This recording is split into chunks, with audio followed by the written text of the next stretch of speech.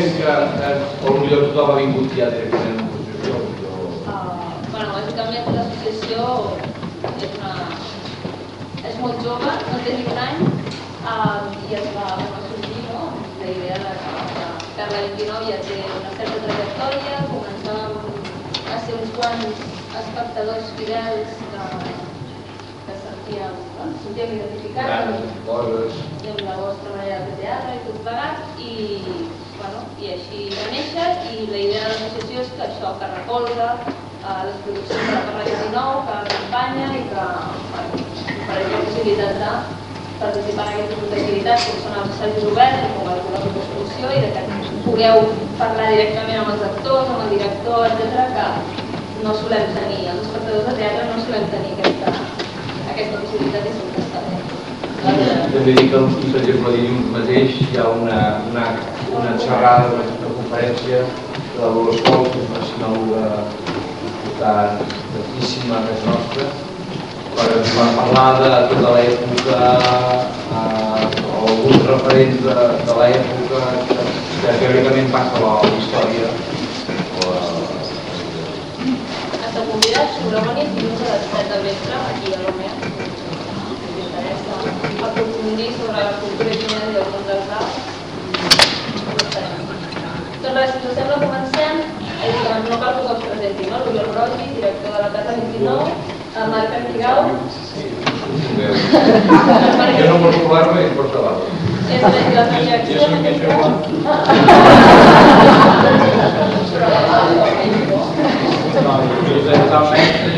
això. Ella en aquesta obra ha fet d'ajudant, de direcció i de dramaturg, diguéssim. Hem firmat la dramaturgia els dos, jo la feia. Hem acabat firmant la dramaturgia els dos, però jo tenia alguna idea, ell també tenia idees i ells les escrivien. Dèiem, podríem fer un monòleg sobre, i ells es trobava. Molt bé, doncs si us sembla, Oriol, si vols ens expliques una mica. Ningú se va mostrar, ningú.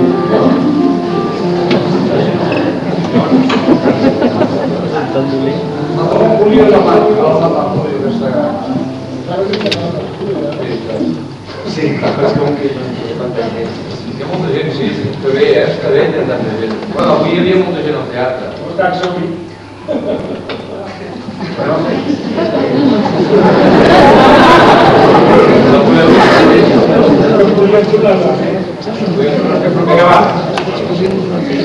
La idea de fer aquesta obra, la primera idea surt de... No hi ha cap raó especial, en el sentit que no hi ha cap raó fora de m'agrada l'obra, ens agrada l'obra. És una obra que va caure a les mans fa temps, que estava en un llibre que diu tres històries xines, tres obres xineses, en castellà, de l'Alicia Lelín, que és una traductora d'una altra sinòloga de la Universitat de Granada, que havia publicat tres històries importants de Xina. Una era aquesta, l'altra és la història de l'Ala Oeste, no és l'Ala Oeste de la Casa Blanca, l'Ala Oeste, i una altra que no recordo el nom. I les tres són molt importants. Una és més culta, l'altra és més popular, l'altra explica millor el tipus de teatre d'uns segles. I és un segle difícil de determinar. Aquesta és una història que ve del segle I, d'uns mites, unes històries una miqueta com Electra o Antígona, que són mites, que són històries que no se sap segur si havien succeït o no, allò que hi ha a les grans literatures, no? Com Siegfried, o nosaltres no en tenim gaires d'aquestes, no? La cosa més propera al que tenim són els personatges de Cinera, que l'escriu. Aquests personatges s'havia fet una història i una faula, un conte, i es representava per tradició oral. I aleshores al segle XIII va venir un escritor, com si hagués arribat al Sòfocles, al segle XIII, i va reescriure la història i en va fer una obra de teatre, una opereta. Va fer una òpera de Pequín, i és una opereta en què hi ha trossos en vers, trossos en prosa, i i els textos es tornen a dir. Per això a l'obra heu notat que les coses es repeteixen algunes vegades. Nosaltres hem agafat això i hem fet una adaptació. Aquesta obra havia arribat a Europa a través d'un monjo francès que la va traduir. Després en Voltaire en va fer una adaptació i havia tingut, és l'obra que es coneixia més aquí a Europa, i aquesta va fer una traducció directa del xinès. Nosaltres en vam veure, al Folio vam veure una versió que s'havia fet de la Royal Shakespeare Company, que ja hi havia algunes modificacions, algunes de les quals ens vam quedar, ens van agradar, com per exemple aquesta última escena del fill amb el pare, que no estava en l'original. A partir d'aquí vam posar a treballar. I el per què era perquè costa molt trobar històries bones i inconegudes, diguéssim, pel nostre públic. Pel tipus de teatre que a nosaltres ens agrada fer, aquesta hi anava perfecta, ens permetia tenir sorra, diguéssim, però no només això, ens permetia treballar amb la canya, amb les emocions, els actors a l'escena molt forts. Ens permetia fer un treball que a mi em venia molt de gust i a la Persi anava bé, i alhora també és una història atractiva, contundent, molt bona, i per tant a nivell de producció valia la pena dir, ostres, això és una cosa que pot tenir molt èxit, pot cridar, potser crida més que fer Macbeth, que ja la coneixem. Aquesta és com un Macbeth que no coneixem, per tant també hi ha una voluntat de dir, ostres, això és una cosa interessant per tenir. Tornant a l'adaptació que n'heu fet, heu fet una versió i que ens posat una història, i tornant als papers, el teu com a dramaturg i el director, quin ha estat? Si podeu explicar una mica, sabem que són papers que a vegades es solaven. Sí, a nosaltres ens agrada la companyia, o la nostra companyia, inclús almenys amb aquesta companyia hi ha alguna gent que no havien treballat mai, alguns repeteixen molts, altres menys, i és com una espècie d'anar. Hi ha una miqueta la tradició, la manera de treballar, de dir no ens interessa tant tenir una idea, sinó anem a buscar una idea conjuntament, i inclús a vegades, depèn de quina obra és, doncs fas un repartiment al voltant de la persona que hagi de fer de Cyrano, per exemple, perquè ella està d'acord, o quan vam fer Hamlet amb el Puyo, doncs vam pensar què et sembla tu com ho podríem fer, perquè en aquest cas, diguéssim, es tractava de agafar aquesta obra i adaptar-nos a nosaltres. Per fer-ho era bo treballant-ho. I aleshores, si l'ajudant de direcció i el director, diguéssim, treballa amb els actors, es tracta la idea que no treballi excessivament, ni uns ni altres per separat, sinó que van treballant junts. Van sortint les coses, ja no saps ben bé qui ha decidit fer aquell gesto, ja no saps ben bé qui ha decidit intercalar aquella frase, si ho ha dit l'actor o el director. No és que el director decideixi, sinó que va donant pistes i l'actor te'n va. El mateix podríem fer amb la dramatúrgia. Si la dramatúrgia és l'ajudant de direcció, que és normalment la persona que fa de costella del director, que ajuda, que amplifica, que ajuda, que porta un cafè en un moment, que diu, vale, t'ha quedat bé en un moment, o a vegades dius, no estic segur, i al final dius, queda molt bé. I només amb això ja està, això no li agrada molt, però penso, en aquest moment va bé això, no?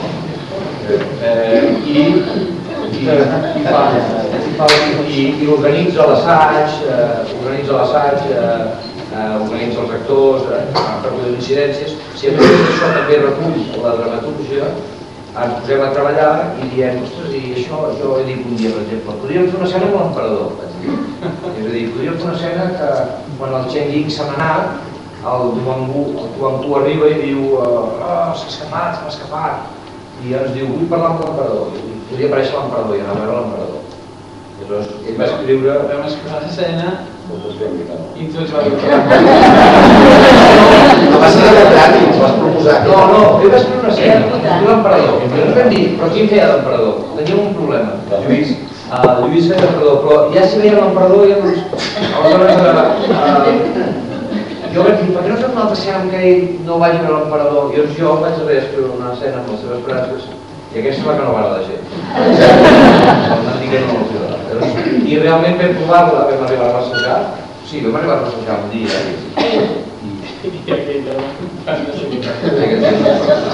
No, també és veritat que és a dir, que jo ho hem anat fent així, sobre la marxa, igual que amb les músiques, amb el Joan, doncs és la mateixa idea, no? Doncs hi haurà un músic, hi haurà música, no sabem quina, com serà. Des del principi tu tenies clar que seria ell?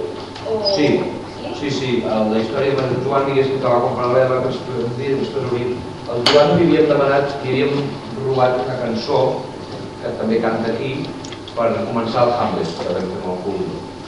El Liar, i prou sang, i ell parlant em va explicar que era una cançó que era molt shakespeariana. I ens vam dir, podríem fer alguna cosa, podríem col·laborar, i podries fer la música d'un espectacle, i ella em va dir, ostres, però ja em va bé, perquè així també em despejo una miqueta de la meva dinàmica i faig una cosa diferent. Aleshores ens vam una mica obligar, també és veritat que per un espectacle així, a vegades tens por de fer sempre el mateix. Si incorpores elements que t'obliguin a sortir d'on ets i tens un acordeó al mig, una manera de cantar que no és gens, diguéssim, de la guitarra del mar, que és una cosa nova, doncs t'obligues a anar a parar un altre lloc. I Joan, com ho has viscut això, no? I la teva música, diguem. Però l'entortar la teva música, no? El cor. Una manera de funcionar. I què repetiràs en teatre? Com? Repetiràs? Home, si cada dia és com vull, no crearàs. No per mi, però... Avui el Joan ha patit bastant i el que es fa, doncs això creia... I hi ha hagut inclús una cançó al final que no ha cantat, abans de la mort, abans de l'escena final. Ha sigut bastant petit molt. Perquè en línies generals és una meravella escoltar-la. Diem que Déu està a escena, no? Exacte. Avui Déu ha baixat a la terra. Sagrada fònica. No, ha estat molt bé, per mi és un superplan. Disfruto molt cada dia i la manera de treballar, si ho hagués sabut abans segurament haguéssim fet coses diferents, però he entrat en una història que no té res a veure amb la manera de treballar que tinc i em vaig entregar totes les lectures que quan ho havia de fer. Jo també deia la meva i després dius que faci que És molt interessant això, perquè no venies a posar música, a il·lustrar musicalment, sinó a trobar una cosa. És el dia que va aparèixer la música, llavors ja la tenia feta. I no havia hagut, però està molt bé. Ho passo molt bé, m'agrada molt. És un altre llenguatge molt diferent, un silenci molt important, comparació de soroll, que és un problema molt important. No, per mi molt bé. En general, tots, l'experiència aquesta d'estar així tan rodejats i tenir el públic tan a prop i aquesta manera diferent de fer teatre, no? Que més que fer les coses i viure-les de l'escenari les expliqueu, què us ha semblat? Com ho heu viscut? El procés, tot el que ha estat l'assaig i després cada dia sobre l'escenari. Qui s'arrenca? És molt xulo, el primer dia fa molta por quan surts aquí enmig i veus tot el Coliseu romano aquest, però després és molt gratificant fer-ho. I és veritat que aquí estem com molt sols, però perquè és com teatre molt pur, perquè estem nosaltres, la paraula i poca cosa més, i els companys. Jo havia estat en sales més petites rodejat de gent així i sempre s'agraeix, de fet. Ara m'agrada molt més, de fet ara em sembla que actuar l'italiana ja no em vull més. S'agraeix molt perquè és molt xulo tenir el feedback de la gent tan a prop. Per nosaltres ens alimenta molt també com a actors. Fa com impressió al principi, però és molt... Hi havia aquesta condició d'explicar el conte, que d'entrada assajant, teníem parets al voltant, 3 cadires, i ja érem una mica valents exposant-nos a obrir, no? Fins al primer dia que arribes aquí, de cop i volta, comences a trobar el gust, una mica això del cosa, de poder mirar els ulls a algú i explicar-li alguna cosa concreta. És un espai que, no sé, crec que no ens ha caigut cap dia a sobre, no? Que sempre l'hem disfrutat moltíssim en aquest sentit. És una mica el que diu el Borja, no? Com més a la vora millor, de fet és el que ens agrada a nosaltres, tenir la gent a la vora. saber que la gent està a la fila 36 i que pot estar dormint tranquil·lament. És millor que l'ordi, també era prou. Exacte, pots fotre un cop de canya i ja està.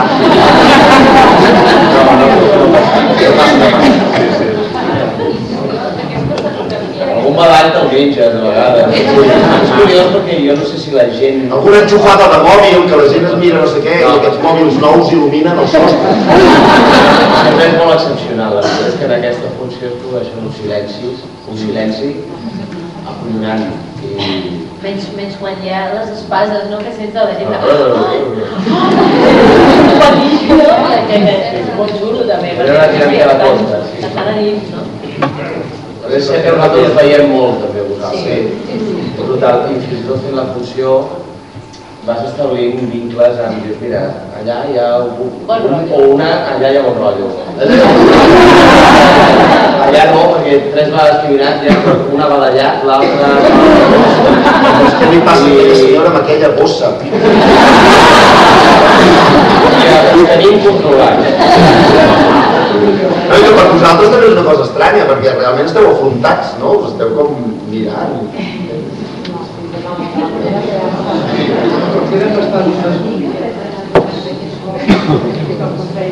Això ha sigut molt inconscient, realment. Sí. Fatiga, Ha sigut molt inconscient, no... No, en el primer assaig algú es manejava un moment, tinguéssim la sensació que ho manejava.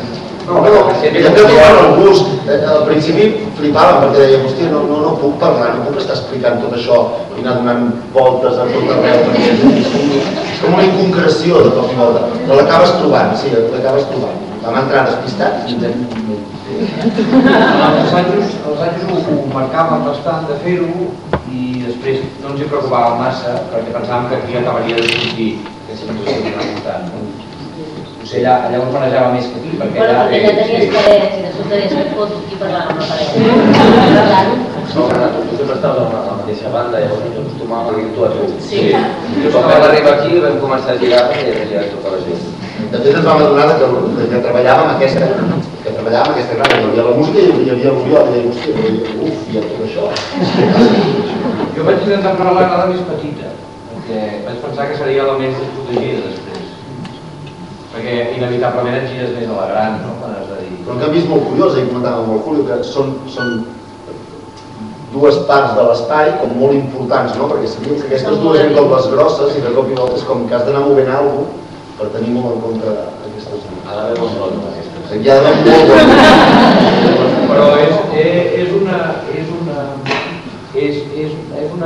Per un costat, normalment ens veuríem més, però amb el tipus d'il·luminació que hem fet, amb el fum, els feixos de llum fan que no vegis excessivament ells no es veuen excessivament entre ells, no es distreuen, perquè queda com cobert amb unes pantalles. I vosaltres, i per l'altra banda, per l'espectador és molt agradable, quan ho veu frontal ho veu molt bé, i veu la llum que arriba i tot està molt bé. Quan ho veu des d'un lateral també està millor i quasi millor, quan hi ha més llum de darrere que de davant, quan hi ha més llum del costat que del davant és més atractiu una sèrie. Llavors, jo crec que cada espectador té la sensació d'estar veient alguna cosa especial. Em sembla que hem lograt que no hi hagi ningú que digui jo estic a la grada dolenta, no? Jo estic a la grada... La xunga. I després també amb el tema dels micros es logra que l'incendi vam patir una miqueta i vam haver de fer invents per aquesta grada d'aquí. Aquesta vegada ja ho hem fet des del principi, ha costat bastant i teníem por que això allunyés una miqueta o ho refredés, però... No, i la veritat és que és un espai molt plaent, no? És una idea molt maca explicar aquesta història, aquesta faula, aquesta espècie de... Es crea una energia, no les persones parlem d'energia, no? Perquè és una cosa invisible però real, no? I la gent envoltant-te fa descriure una energia molt potent. Aquí és l'hòstia, no? Perquè estem parlant aquí en el mateix espai i sembla que estiguem en un altre lloc. Sí, no? Però quan comença la funció això es converteix en un lloc diferent, més màgic, diferent. A la disposició aquesta escenografia, tu en el teu cas la tenies clara des del principi? Jo la tenia bastant clar fer alguna cosa especial, venia de gust per aquesta cosa que venia d'incendis, que vam provar i tenia ganes de donar una volta més i aquesta cosa de fer alguna cosa diferent, de fer una gambarrada, això de que l'espectador s'estigui sentit sorprès, sempre m'agrada, però per ensenyar això sí que tenia des del principi que si fèiem una cosa central i lleugerament elevada, que fos aquesta funció de canvi, li aniria ben a l'obra. I vam començar a treballar amb aquesta mateixa idea. Després es va anar concretant i va anar variant una miqueta i vam decidir que fèiem un espai per la música, que al principi no la teníem clara. Era una idea clara que ha anat variant. Després, per exemple, menys Julio i el Pablo sou els únics que feu un únic paper en tota l'obra, no? La resta aneu canviant. Per exemple, Marta, canviar tant, no l'hem sentit gaire, canviar tant de personatge com a actriu. Tu en què et recolzes? Estic treballant molt al soldat. És el que em costa més. Perquè clar, estic rodejada amb una companyia d'homes bastant importants i de sobte em foto aquell casco i penso, vinga, va, fes un fes. Però és molt interessant, clar, és molt interessant perquè busques donar colors diferents, no? I sempre és un repte. I el bombo. I el bombo. És que clar, no faig nada aquí, però soc l'única dona i hi ha la Irene, la nostra que sort que em fa un recolzament. Estan molt contentes. Molt, molt, estan molt. I això de treballar a la família, ho heu fet altres vegades, no? Treballar junts, són els fills. Sí, ho hem fet. Escollit els 6 personatges, I què tal? després de parla que fem molta comèdia. No, jo crec que anem millorant, no, també? Aquí us heu portat estupendament bé. Anem millorant, en pelat anem millorant. Perfecte. No, molt bé, la veritat. Jo estic encantat de treballar amb ella, però no solament amb ella, sinó amb tota la generació, que són molt parells, tots estan entre 30 i 40. 30? I és veritat, perquè vostès no són el verdader futur del teatre, són la gent que té en aquell moment tota la vehemència encara íntegra i la inconsciència i la innocència d'estimar això. I a mi m'enriqueix cada dia perquè no defalleixen. I això vol dir que no ens hem equivocat tant alguns. D'altres s'han equivocat, però jo no. És que això cada dia és de veritat. I això a les 4 bandes és meravellós perquè permet fer cap trampa. És de veritat. Sense el públic forma part, és un personatge més. I llavors jo sempre he pensat que el teatre és l'únic lloc on no es fa teatre, on cada dia passa alguna cosa. Avui el Joan patia, tots patíem amb ell, i a sobre estàvem fent el Camp dels Aus. I aquí cada un segur que tenia històries de cada seva. I es produeix la cerimònia i al final sortim, ens aplaudim, ens mirem, ens emocionem, i això és el ritual, és la missa, i és la cerimònia del teatre. I aquests nois la mantenen extraordinàriament bé. La qual cosa fa que jo em senti com un nen. Tu, per exemple, la crònica de vestuari que han publicat a l'associació, la Cèlia, tu comentaves que per cert, felicitar la Berta, perquè el vestuari que publicat... Per cert, felicitar-la molt. És l'únic, aquesta vegada hem dedicat molt esforç al vestuari, però no l'havíem fet, en les altres hores sempre anàvem per sobre. I l'heu treballat amb ella, no? És a dir, el vestuari, com explica la crònica, és a dir, és una de les coses que la Perla realment... La Berta hi era cada dia.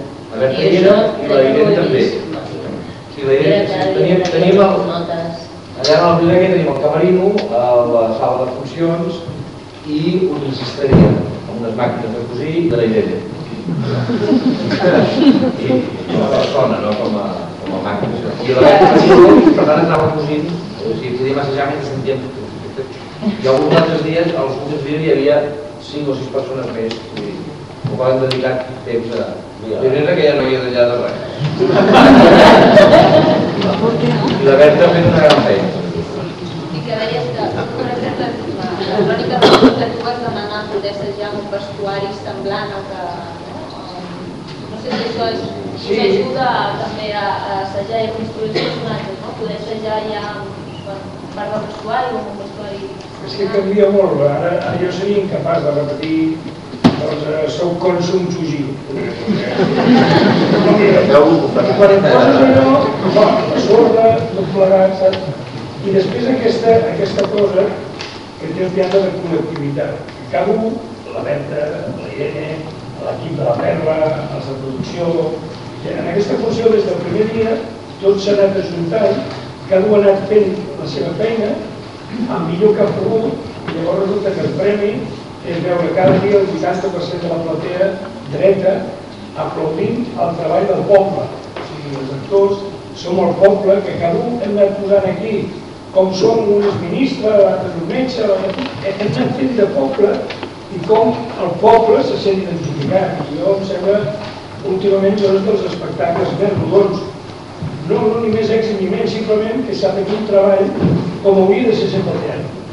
Un col·lectiu, una veritat, no només una foguera de veritats, que és molt diferent. Existeixen, però els actors sense això no podríem treballar. Però sense això que ha fet la Perla aquí, i quan dic la Perla dic tots nosaltres, jo no sé considerar el teatre. He recuperat quan vaig començar en 10 o 12 o 14 anys.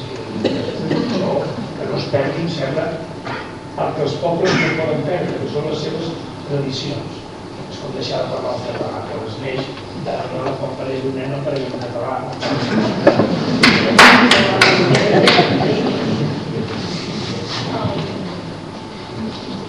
Jo volia dir que estàvem les dos. El dret que quan ha sortit i està treballat com una mona perquè ens funciona molt.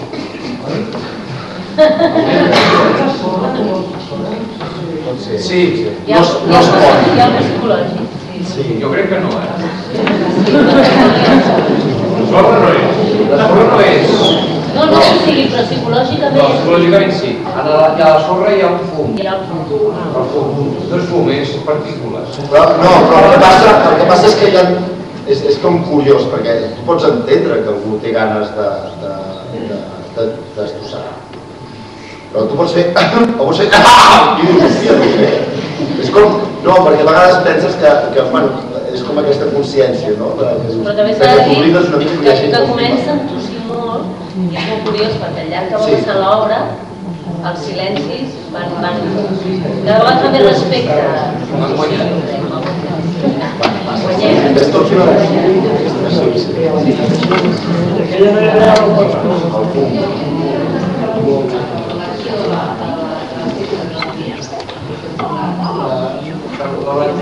És a dir, hi havia dos o tres opcions. O sigui, quan haguéssim fet aquesta obra sense el Joan, diguéssim, sense la seva presència, doncs haguéssim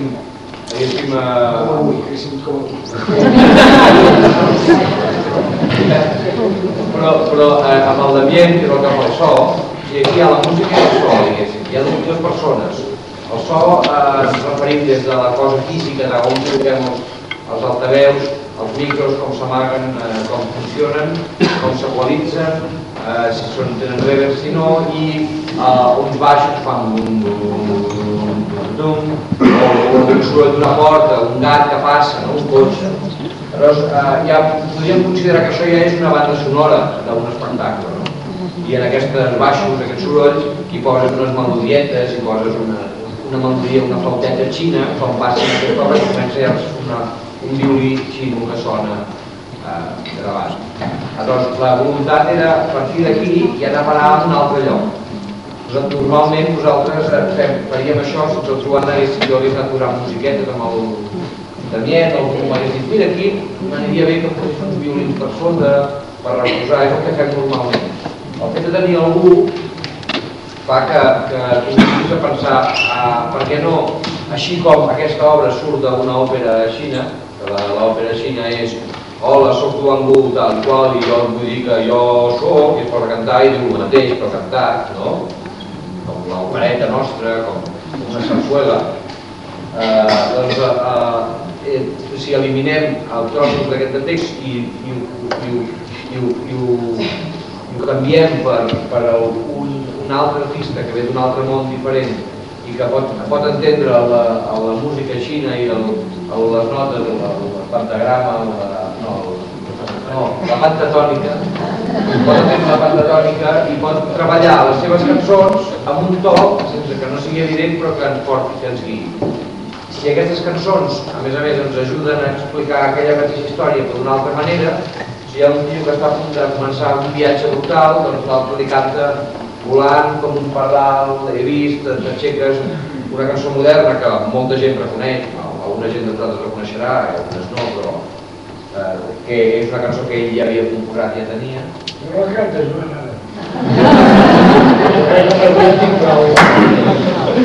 I després aquí hi hem afegit que ell ha tocat el piano, els instruments que toca el Marc i ha col·laborat per donar una més de coixí i va comprar el Joan aquest instrument, aquest Consens, i vam dir, doncs toquem una miqueta, un instrument que també era una altra opció, no? Fem una obra de xinos, doncs trobem un xino que va de moment, hi van tenir tentacions, no?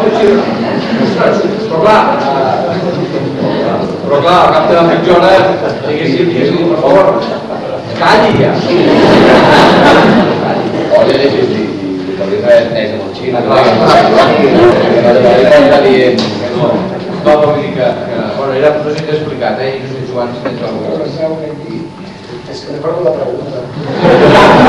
Com ho dic? Què tal? què tal les Què tal? No, una mica de tot. Hi havia la intenció de partir de la música xinesa igual que del text, que és xinès, però de la mateixa manera que és una traducció i a més d'adaptació, doncs amb les músiques feien una cosa semblant. A partir d'imaginar, vaig escoltar, de fet jo me la vaig mirar la pena aquesta. Sí, ho sé. I clar, doncs partir del Gosset, per exemple, o de la música en pentatònica, o la música xinesa i així, i portar-ho cap al que jo podia defensar, perquè evidentment si intentava tocar el Gosset com el toquen ells, ho podia estar 10 anys practicant. No arribava. Però, no sé, una mica la idea era, no sé si us heu quedat, però que tocar, per exemple, el Noi de la Mare, un instrument, o el Noi de la Porcelana, un instrument, i llavors tu agafes el color, però tu el portes cap a casa intentant fer-ho former. Llavors les cançons sí que hi havia igual, al principi una idea d'escriure o d'aprofitar text de l'obra, però tampoc hi va haver massa temps i llavors vam veure que hi havia lletres de les cançons que jo cantava que casaven molt bé i que era com màgic que apareguessin per allà. A mi la veritat és que algunes m'han costat més que altres, no? La reunió no veia clara, i no sé, s'han fet un mica. Hi ha coses que són propostes d'ells i hi ha meves, no sé, una mica de tot. I tampoc que me'n recordo de qui era. I Ovidi Montllor?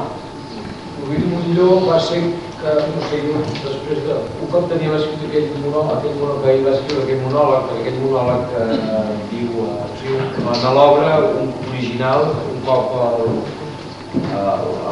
Pablo arriba amb el nen mort, el Bonsun fa una explicació de la situació, es mata, l'altre es queda plorant i el Malo li diu bueno, doncs ja està tot, ja s'ha acabat, ara estic tranquil, agafaré aquest nen i me'l quedaré. Què et sembla? L'altre diu, no sé, se'n va i s'acaba. I nosaltres vam allargar una miqueta aquest monòleg, vam escriure el monòleg del Julio, perquè tingués un moment de relació amb el fill, el pogués enterrar al mig de l'escenari. I aleshores jo a mi se'm va ocórrer, no sé si vaig dir de tu que és molt tu a mi, no? I vaig pensar que a mi m'agradava aquí casada i vaig pensar, per què no podem que li cantis? Però el monòleg del Julio comença amb un vers d'Estellers que és pare, no? Us pregunten qui ha matat. És una, encara que sigui una unió molt senzilla, no? Però és un eco, és a dir, si nosaltres vam treballar a partir d'aquests versos d'Estellers, m'aclame a tu la terra, no? Allà on sigui l'Ovidi en aquests moments, cada nit deu estar disfrutant i sent feliç de sentir aquest m'aclame a tu, perquè era un home de teatre, era un home que estimava Catalunya i era un home que està cada nit aquí. Jo m'alegro molt que l'Oriol sigui tan antic. Fa molta companyia, l'Oriol.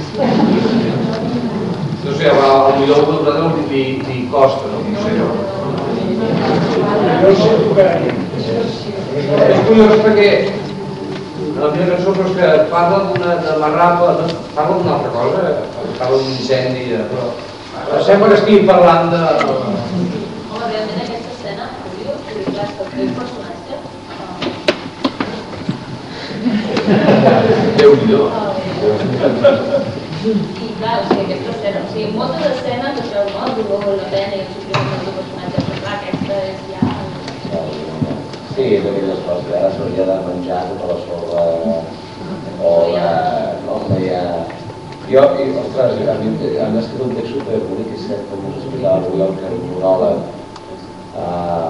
que enterren el nen no existia, perquè clar, l'obra és xinesa i és molt radical, o sigui, no donaven cap explicació. El senyor feia això, sacrificava el seu fill i punt. El que era molt important per nosaltres era entrar dins d'ells, no? Una mica.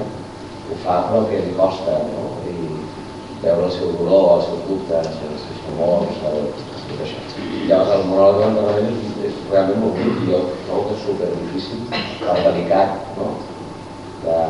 Quines paraules posem aquí un cop et troba el teu fill, tallat en 3 trossos, te'l deixen al davant, no? Però és molt maco, vull dir, és molt maco com a actor, és molt maco vol dir que jo quan el dic a mi les paraules em commouen, em vibren, em brinquen, em posen fàcil. Això és una altra cosa. Amb el Pablo, el tíger que ell expressa afecta molt, perquè et veig molt a plaer.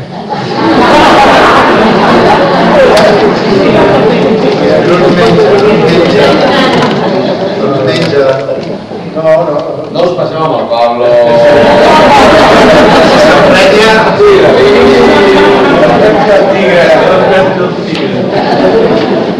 És tan bona persona que acaba ensaurit. Per introduir aquesta maldad, no? Que tu expresses amb tanta vellència. És un personatge d'aquests que és d'un culo i interessa que sigui així. A mi m'ha costat una mica d'entrada perquè un intenta psicologitzar mínimament els personatges, buscar raons, motius, ressorts, no? Mecanismes que et facin fer. I aquest és enveja, mal, marró. I és clar, i funciona.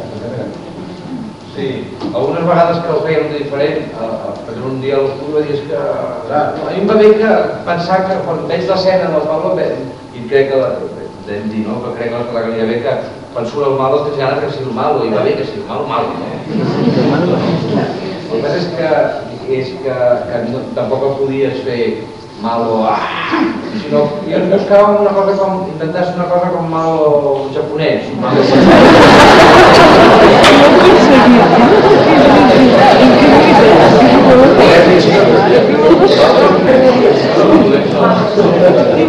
No, vull dir que aquelles pel·lícules el colossal, el Shiro Mikute, unes mirades molt més especials. Intentàvem buscar això. En comparació del personatge extremadament simple, bo, entregat que fa el Julio, no? I que el personatge és així, però que el Julio el porta molt més enllà del que és. A mi em sembla que el personatge quan llegeixes no té la força que... No és el Hamlet que ara fa el Julio, que és un personatge que fa un pas endavant. Jo crec que sí, el llegeixes i és menys. Julio eres muy grande.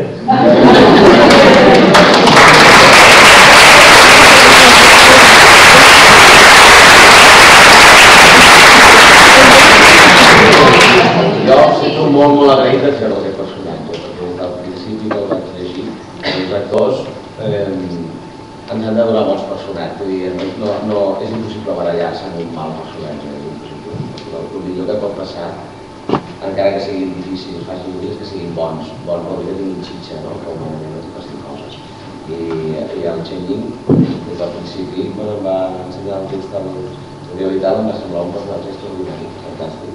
I que tocava una cosa, amb alguna sens li deia té tanta força la paraula fill, la qual cosa ja no vol.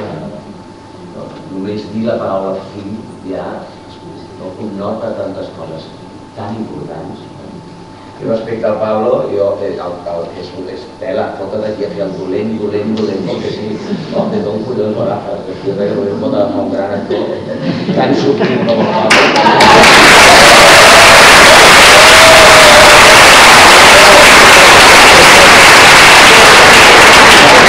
És molt lleig, perquè ara no prenen la pilota, però a més Villegas que no fa molt bé.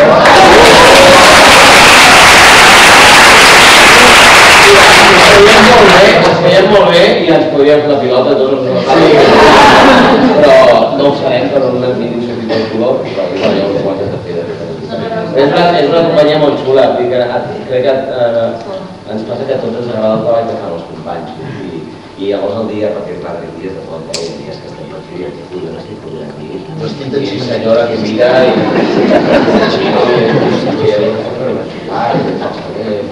però tens sempre bona i el Joan que sempre ens diu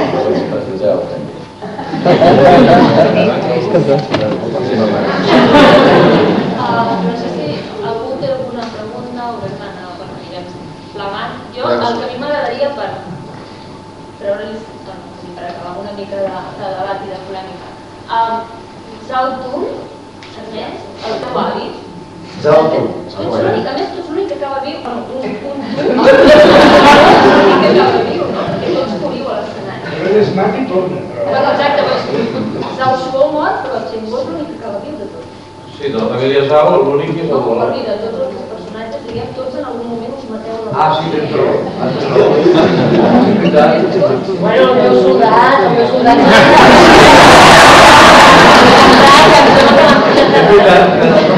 Zhao Tun és com el gran enigma. Què passa? És a dir, què collons passa amb Zhao Tun? És a dir, se'n va. Qui creu que viu i s'escapa i qui creu que mor?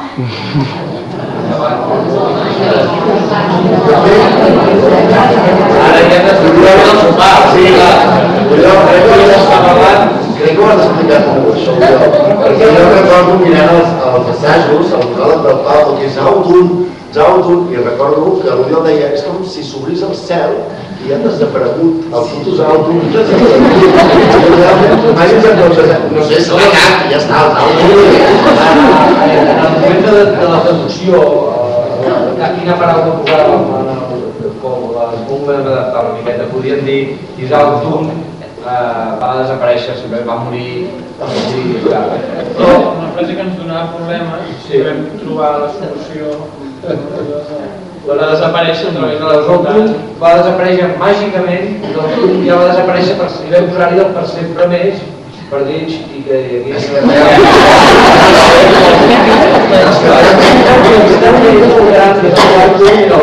a dir, el Zhao Tun era més gran que el Tuanku vam quedar, el Tuanku era jovenet, el Zhao Tun era un posit més gran que el Gonsun i era el gran, o sigui, era el gran líder, el gran filòsof, extraordinari, un savi.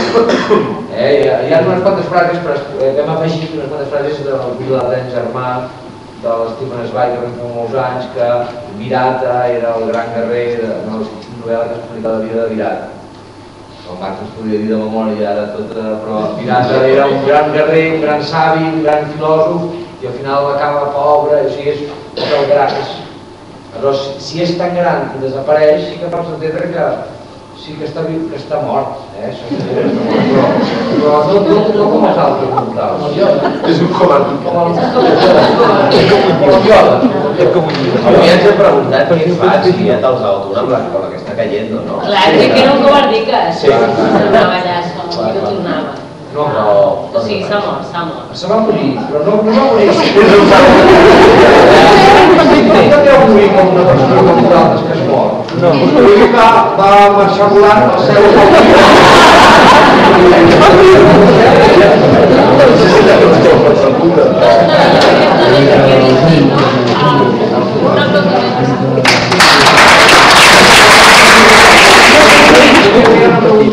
Queda una pregunta.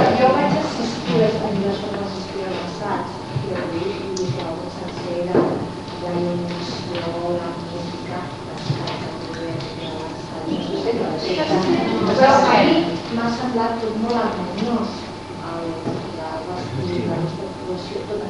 Hi ha hagut una cosa que m'ha sobtat procedura, potser una jugada, però a mi tota l'estona la veia, que era la teva bona.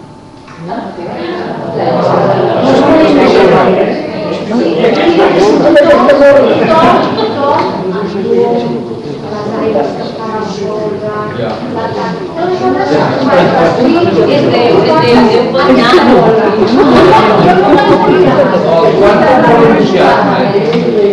el Joan no li entusiasma. A mi m'encanta. A mi m'agrada molt. Però també amb samarreta, o sigui, no només van córrer samarretes curta, també és un element que són diferents. Però sí, és veritat que hi ha algun element que samarreta curta que potser no hi has pensat i és molt diferent. Quan ells s'ha posat la samarreta, quan ha tornat, estava descol·locat la samarreta. No. Però això és per ensenyar una mica de bruixa i tot.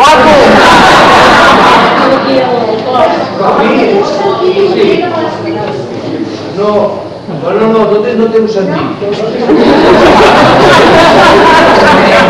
És veritat que sí, com hem dit abans, l'element Joan és un element que parteix de la Pantanònica i se'n va al Vallès, la Nova de Zana, que és el que... És a dir, que és una miqueta de dir... I alhora, per tant, ell porta una gorra diferent dels altres. Ell va proposar en el moment de posar-se un dels barrets que no passa més bé, però no se li veia la cara.